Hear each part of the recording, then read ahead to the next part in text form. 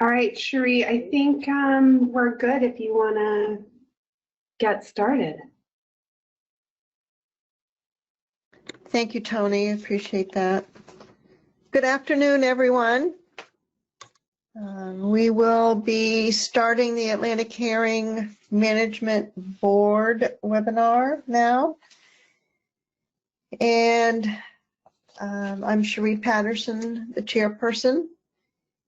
And I'd like to move forward with asking if there are any changes to the agenda that any board member would like to present. Please raise your hand. I see no hands, Sheree. Thank you. And then the agenda is approved by consent. I'd also like to approve the proceedings from the May 2020 meeting, webinar. Is there any objection to this request for approval by the board? Please raise your hand.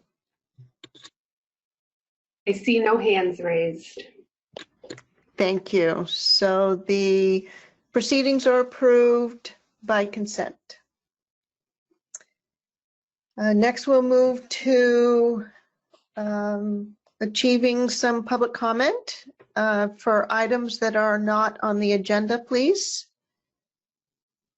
Please raise your hand so I can recognize you. Thank you.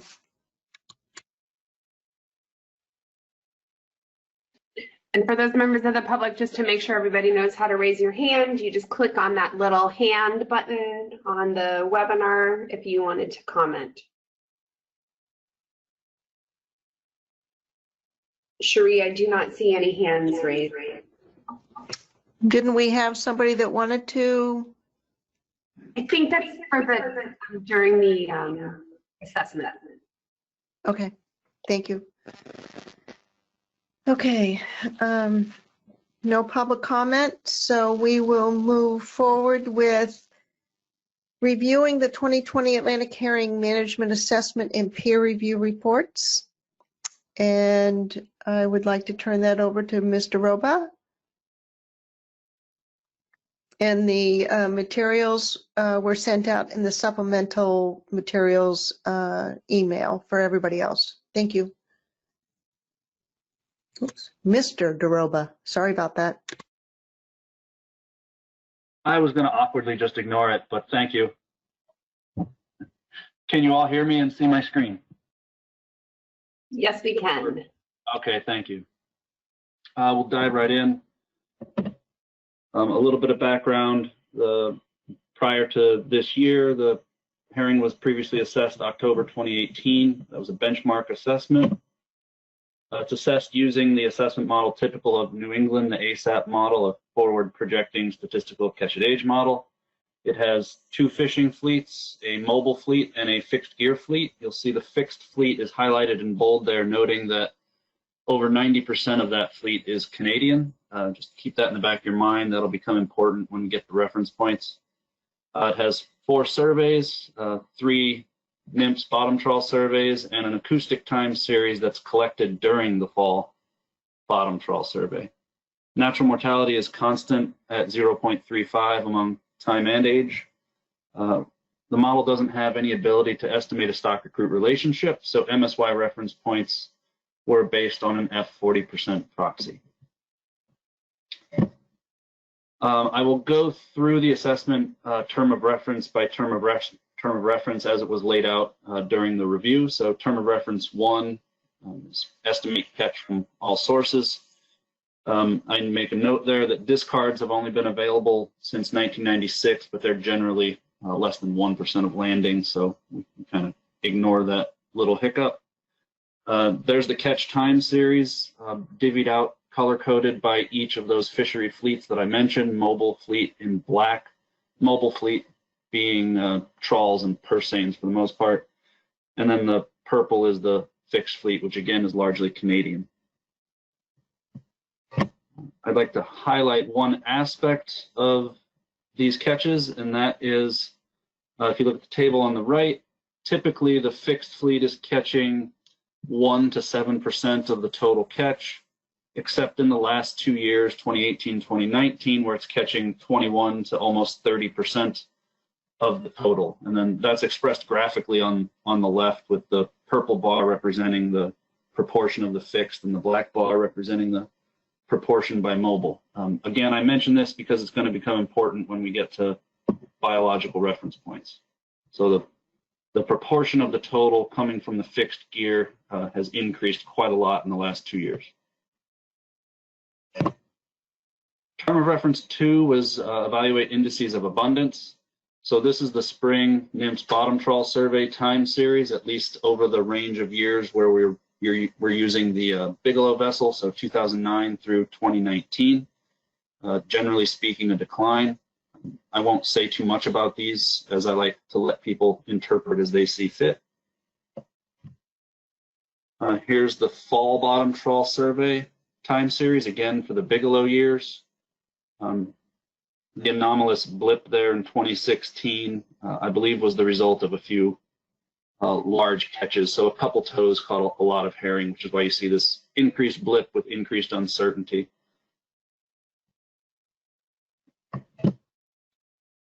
This is the summertime bottom trawl survey, which the time series begins in 1983. This survey has used, I think it uses the Glory Michelle, but I can't remember for sure. But it's used the same vessel throughout the entire time series, so there's no vessel effects here to worry about. So this is the full time series for the summer NMFS bottom trawl survey.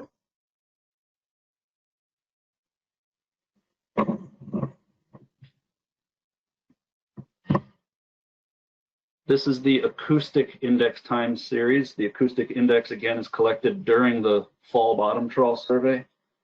The units of measure here on the vertical axis are acoustic backscatter, so it has no absolute biomass interpretation.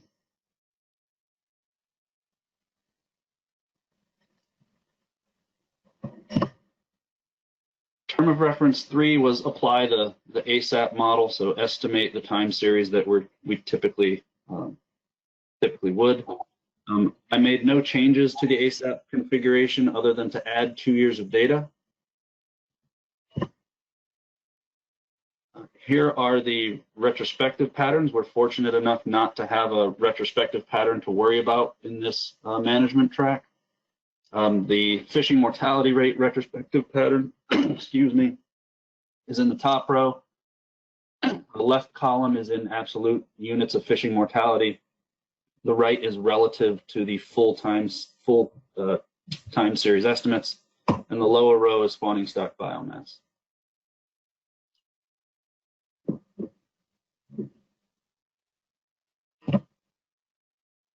Here are the time series of biomass estimates. So total biomass time series is reddish brown. Blue dash is spawning stock biomass, which is what we use for stock status determination, and exploitable biomass in green.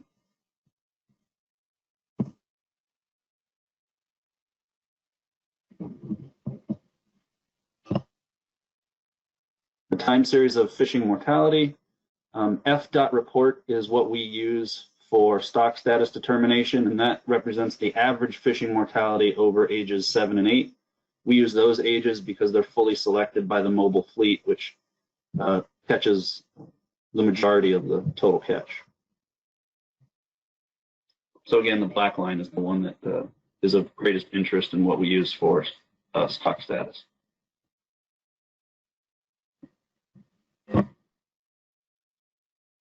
Here's the recruitment time series. Obviously, the elephant in the room is the last 7 years have been well below average, including, I believe, the time series low, somewhere in there.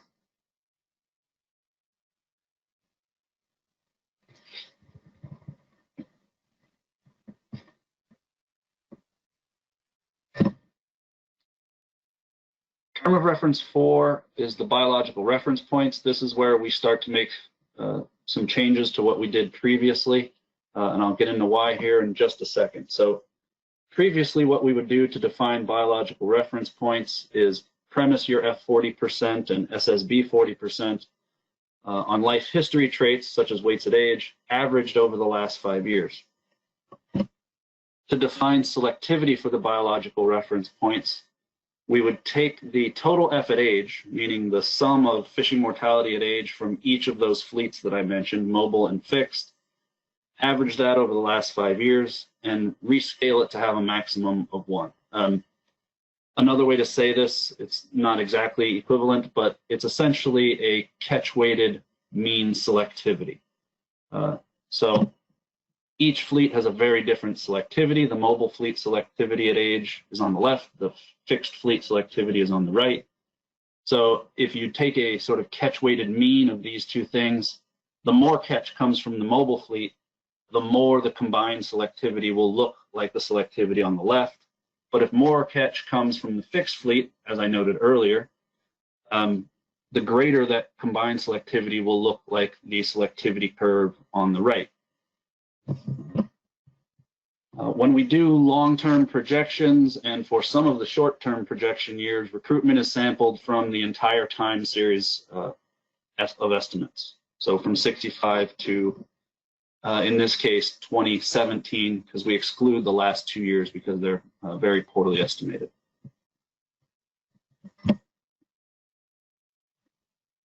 Of importance here is in short-term projections, we would use this combined selectivity curve to define the reference points. We would use this combined single selectivity curve in short-term projections and use that to define an ABC and OFL.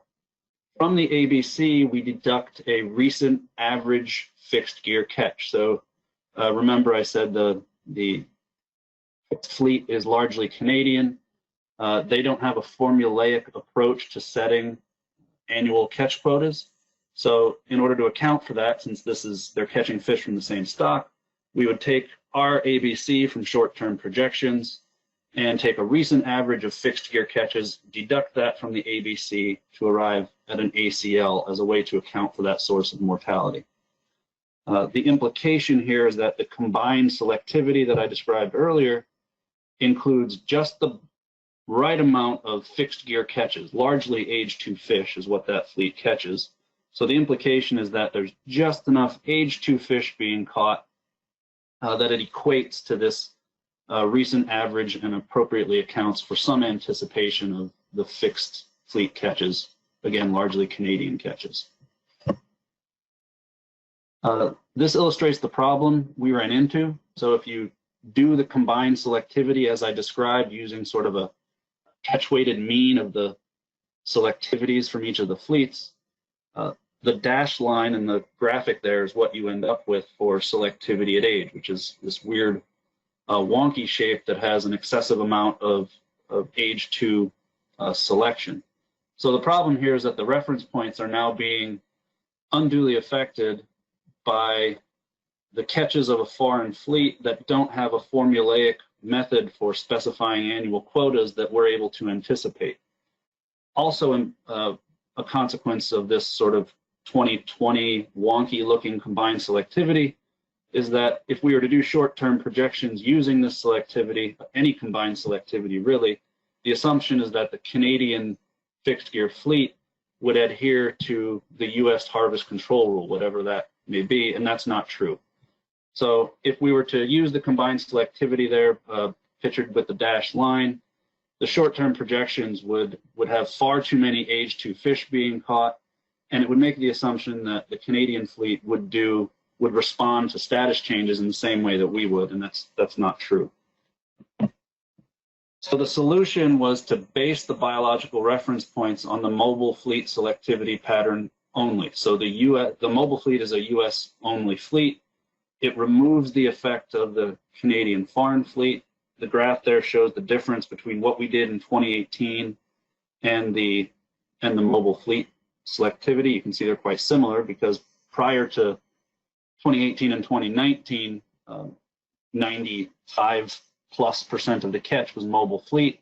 Given that that's no longer the case, we ran into those problems. So I want to point out here, though, the reference points are going to be based on the mobile fleet selectivity only. So reference points are just the goalposts. I'll get into some more details about the short-term projections, but The short-term projections will still include the Canadian fixed gear catches. It's just that the goalposts we're setting for ourselves are now premised on a mobile fleet selectivity pattern. So here are the previous biological reference points. F40% was 0.51. The SSB proxy, the corrected value, you'll see a corrected value there in parentheses, is 266,000 metric tons. In doing this management update, I found out that I flat out just screwed up somehow and screwed up the SSB proxy in the last assessment. The updated reference points using the mobile fleet selectivity are 0.54 for F40% and 269 metric tons for SSB proxy, so quite similar if I had gotten it correct the last time.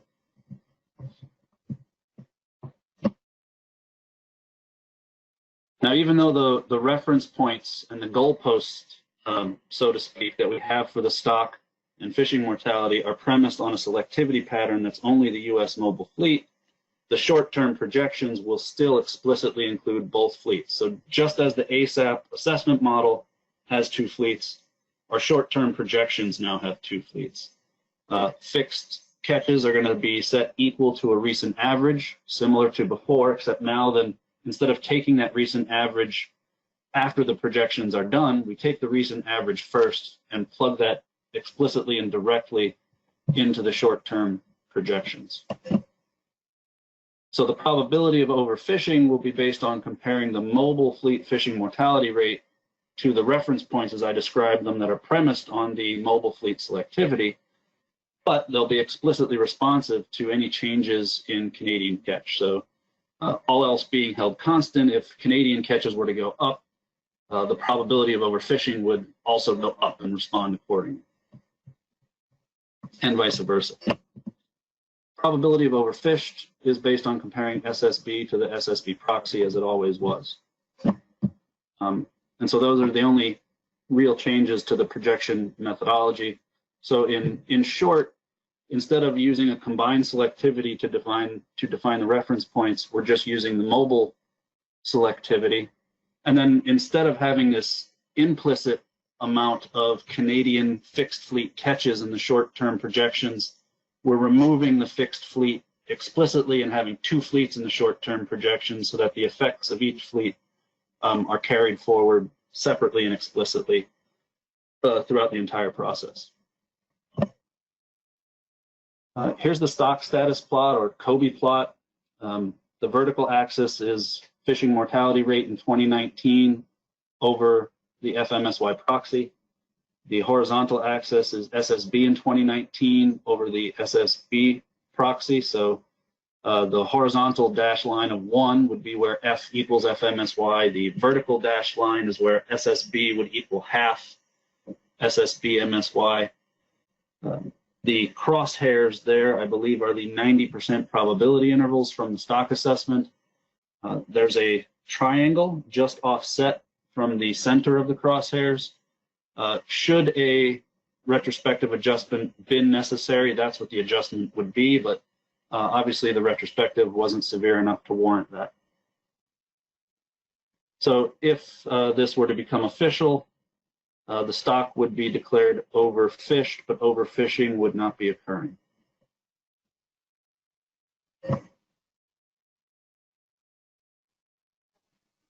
On to some short-term projection results. So as I said, the fixed and mobile fleets are now both explicitly included.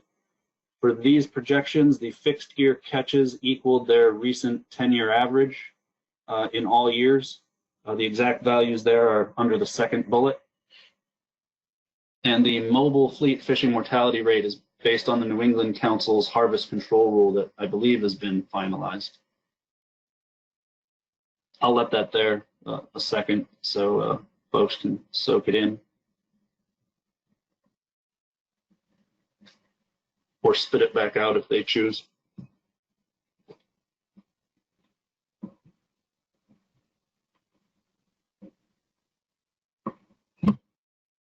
Term of reference 6 was review research priorities from previous assessments and SSC discussions. I pulled out those that were called the high priority research areas during the 2018 assessment. So the first one was further research on the use of acoustic technology. To my knowledge, no progress has been made there. In the last 2 years, we don't have a dedicated acoustic program anymore at the Science Center. So advancing that one will be a bit rough. Second bullet, at least major bullet, is evaluate data collected in the study fleet program.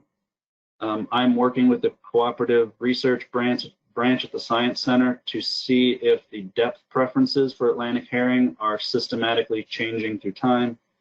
For example, are they occupying benthic habitats more frequently than they used to? And then the last bullet was to evaluate the ability of state space models to be utilized in the region more generally. In the 2018 benchmark, we had a state space model, which even if you don't know exactly what that means, it's sort of the state-of-the-art next generation type of stock assessment model. And we had one available in 2018, but the working group, most of the working group members weren't comfortable with the statistics behind it and weren't comfortable sort of diagnosing it, and so it wasn't adopted. But anyway, the recommendation was to do some follow-up work on how state space models function and are they reliable, so on and so forth.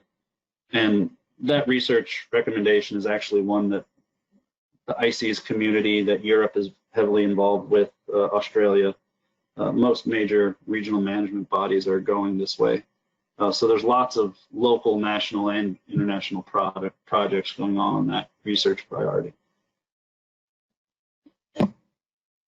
Moving beyond the terms of reference here, I don't actually know if the reviewer report has been made public yet. If it's not, it certainly will be, I would assume, within days. The reviewer comments were largely positive. They only had 1 or 2 research recommendations. I believe one was about continued evaluation of acoustics, and the second was continued research on how to define reference points in a multi-fleet context, particularly when one of those fleets doesn't have a formulaic way of setting annual quotas that you can anticipate. So how best to account for that mortality in determining reference points. That's all I had, and I'm happy to take some questions. Thank you very much. Is there any questions from the board?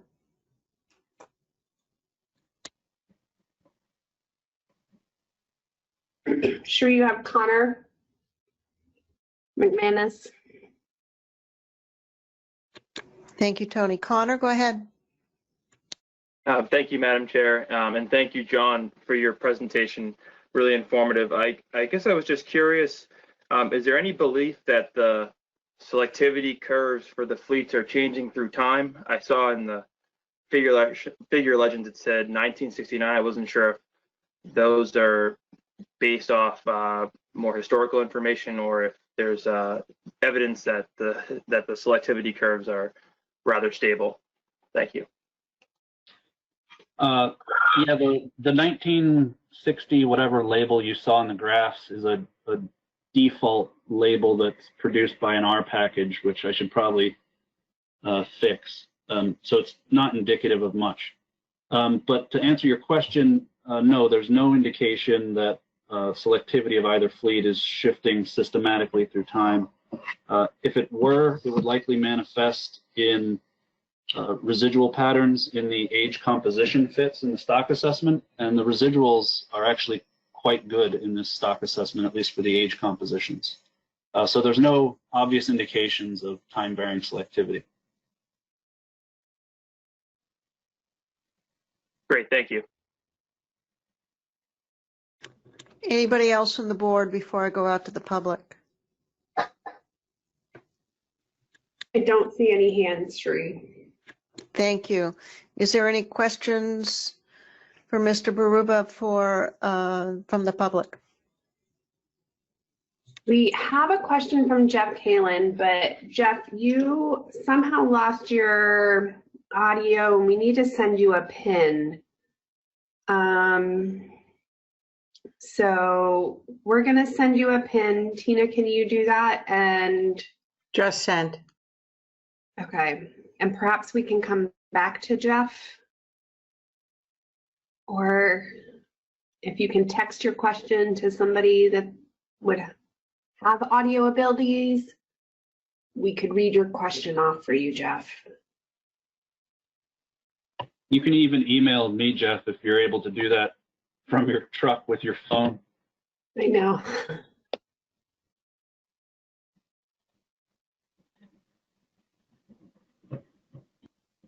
And John, just so you know, we do see, yeah, there we go. And we can take control back from you if we need to. And Sheree, I don't see any other hands raised for questions at this moment. Okay, is Jeff able to type in his questions, maybe? Well, Sheree, he's in his truck because I think he had lost power, and so he's on his telephone. I think it's a lot harder to type in a question on your phone. Okay. Okay, John, are you going to be with us for the rest of this meeting in case Jeff does come back to us? I can be if you think it imperative. I have a plumbing issue that's required me to shut water off to my entire house at the moment. So I would prefer to go fix that. So, but if you would like me to hang out for a bit, see if Jeff can get online, I can do that. No, go ahead and fix your personal issues. Thank you. And Jeff knows how to find me, and he knows I'm happy to answer his questions at any time. So I'm happy to do that, Jeff, if you can hear me, or anybody else for that matter. Thank you very much, John. Good luck. Thank you. Good luck to all those without power.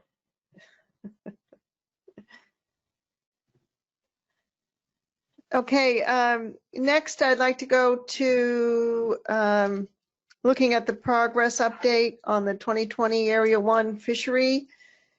The Area 1A subannual catch limit is 2.9 metric tons after, 2,957 metric tons after adjusting for the research set aside. The 30 metric ton fixed gear set aside, and the fact that Area 1A closes at 92% of the sub ACL. In October 2019, the board implemented seasonal allocations for this year's fishery, which the season was allocated between June through September at 72.8% of the ACL, and October through December was designated at 27.2% of the sub-ACL. So if we could also, in May of 2020, the board set effort controls for the Area 1 fishery,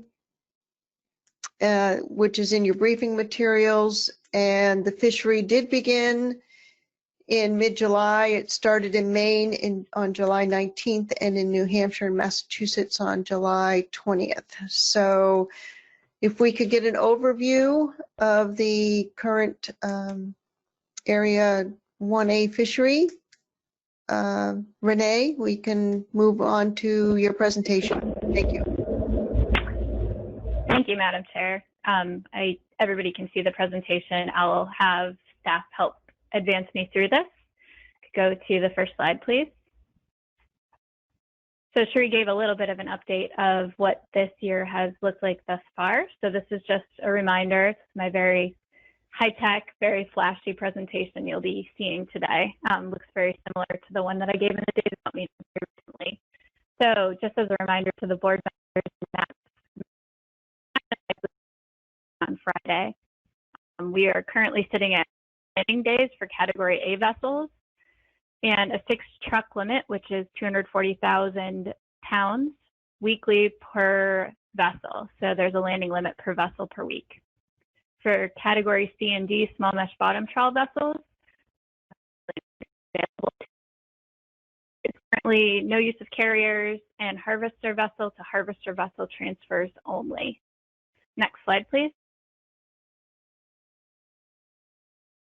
So as of this morning, the best available numbers that we have, with the understanding that this fishery is still open for the week, we were sitting at about 872 metric tons taken for the week, which is 1,922,590 pounds. And there were 5 vessels reporting to date this week. We've had a range of 5 to 10 vessels participating thus far. I'm actually confirming something. Bear with me 1 second to make sure that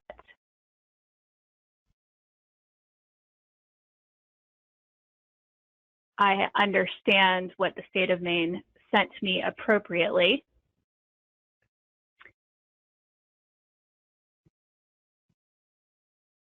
Oh, can you guys hear me okay? I'm hearing that I'm breaking in and out. Yeah, you are breaking in and out. If you want to come into my office and finish it up, you can. Okay, bear with me 1 moment.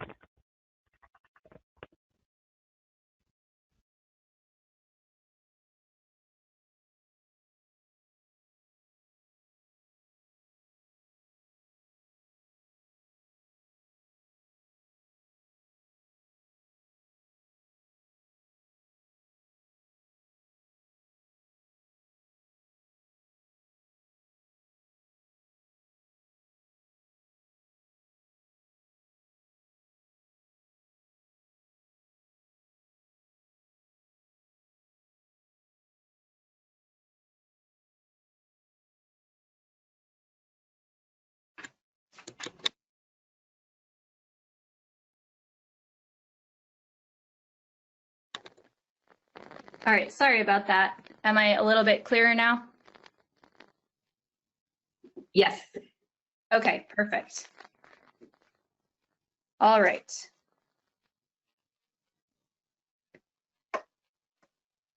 Yeah, so we've had 5 to 10 vessels participating per week. Continue to the next slide, please. So as Sheree stated earlier, the sub-ACL for Area 1A is a little bit higher than this. This is the June 1 through September 30th amount of that catch, which is 2,152 metric tons. And with the value today, as of today, that sets us at about 1,600 metric tons taken to date, with 540 metric tons remaining. We will update again on Friday as far as the catches overall for this fishery and the determination of whether the board would like to decide to make a change headed into next week. Next slide, please. This is just the visual through GARFO. So their last official quota monitoring update ran through the end of last Thursday, so last week's catches. And we were sitting at about 738 metric tons total for the 1A fishery to date at that time. And that is all I have. I'm happy to take any questions.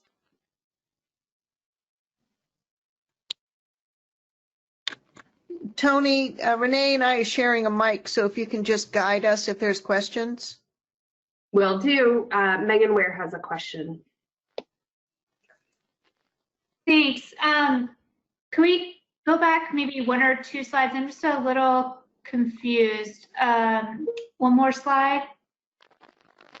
So is that 872 metric tons, is that landings cumulative over the 3 weeks we've been open, or just for this week? So Megan, I'm going to be honest. I worked up this presentation this morning, and this is the VMS. It was a little tricky earlier in the year, so I was asking for information out of Maine, which you guys have been gracious to help with the reporting program. And my understanding was I was asking for the amount for this week, but I very well may have gotten the cumulative amount. As soon as I started this presentation, I realized we may have crossed paths. So if you have information that says that this is the cumulative, that would be helpful. Okay, give me a second here to do some messaging. I'm getting a message that it's cumulative, that 800. Okay. All right, that made a lot more sense as soon as I started into this presentation, and I apologize to the confusion to the board members. We're juggling a lot of balls at once, and I asked for something and wasn't probably very clear about it, so we were both thinking we were asking for something else. So I'll give you, bear with me 1 second, and I'll give you what remains for the period, which will be significantly more.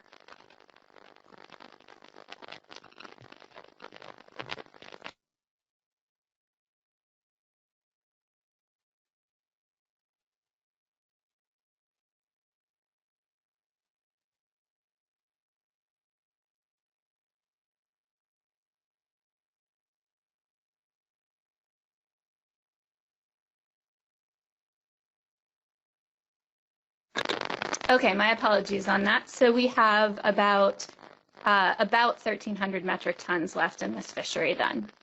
So everything else is true, but that was the cumulative value and not the weekly value. So my apologies for that confusion. So we have caught less than half of what's available for June through September currently.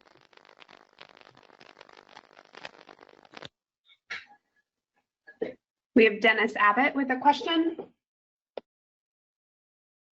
Yes, thank you.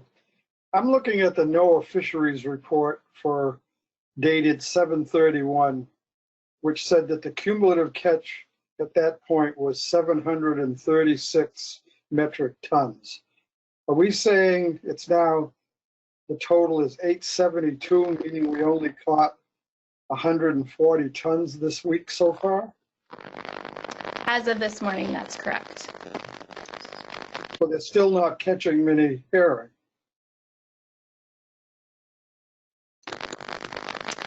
If anybody from the state of Maine or any industry can field that question, I'm hearing in general that the fish have still been difficult to find, but that is, others may have better insight on that. We have Megan Ware.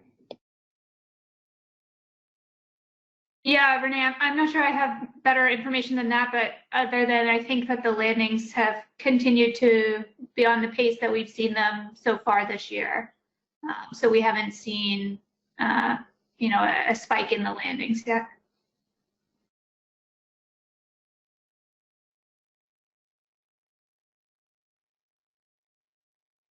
Are there any other questions from the board for Renee or Megan? I do not see any hands raised. Okay, thank you.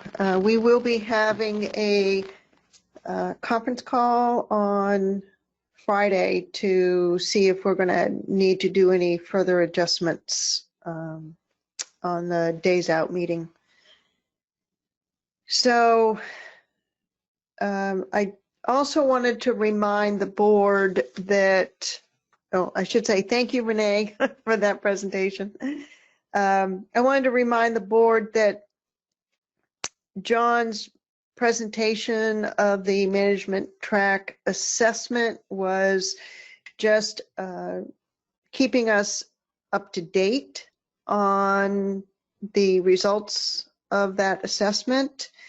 And we're not looking to approve the assessment at this time because the New England Fisheries Management Council hasn't seen it yet. And so therefore there's no formal recommendations to consider at this point in time. So it was just informational. Sheree, Richie had raised his hand. I don't know if he wanted to ask a question. There it is. His hand is up again. Go ahead, Richie.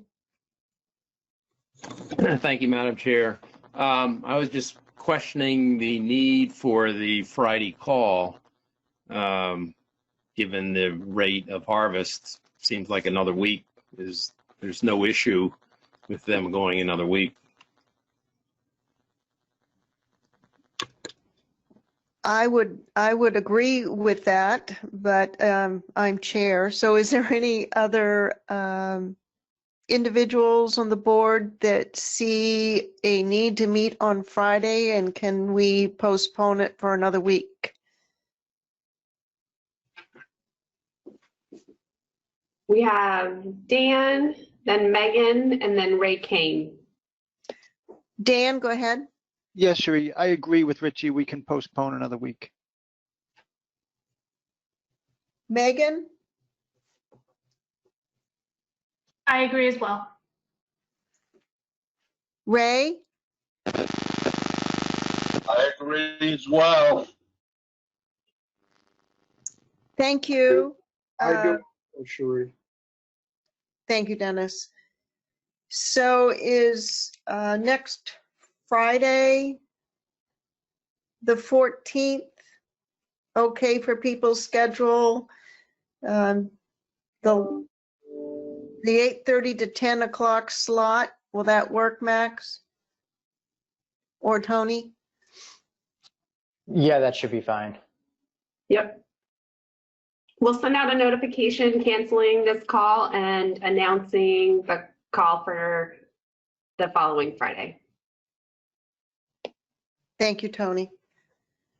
And thank you, board members. Our presentations are done. Information has been passed on. So if we can move on to the next agenda item on election of a vice chair.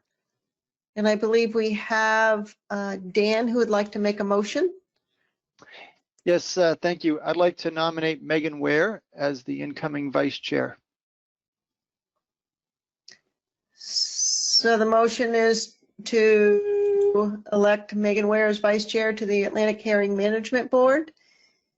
I'll second the motion and Seconded by cast, Dennis Abbott. Sorry, Dennis. Seconded by Dennis. Thank you. and cast one vote for Megan Ware. And is there any opposition to this nomination? Please raise your hand if there's opposition. I do not see any hands raised. Thank you and congratulations, Megan. Is there any other business that the board members would like to bring forward? Please raise your hand. I don't see any hands raised. Okay, thank you. Have we heard back from Jeff at all? Oh, his hand is raised, but again, he's still not connected. He did reply in the questions area that he was fine. Okay, he did just raise his hand again though, so I feel bad about this. I'm so sorry, Jeff. We did send you an audio pin again. We'll see if we can work with you so that you can be able to speak in time for the Menhaden board meeting. And then if you do have questions, we'll try to answer those. You can always call me via the office line. Jeff, your audio pin number, if you can't retrieve it, is 27906. 27906.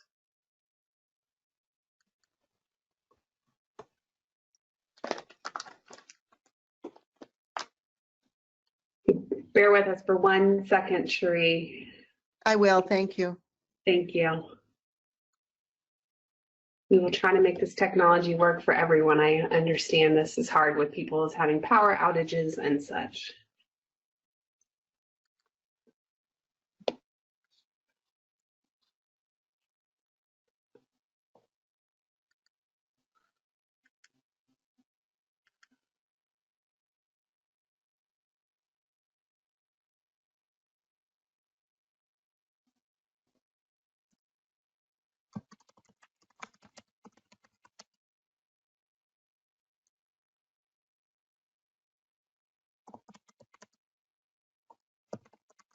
I think he's fine. He just said that he's all good. So I think you're good to perhaps maybe adjourn the meeting.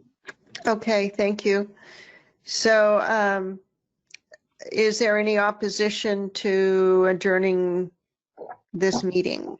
Please raise your hand if there's opposition or if there's further business. I don't see any hands raised. Okay, meeting is adjourned. Thank you, everyone.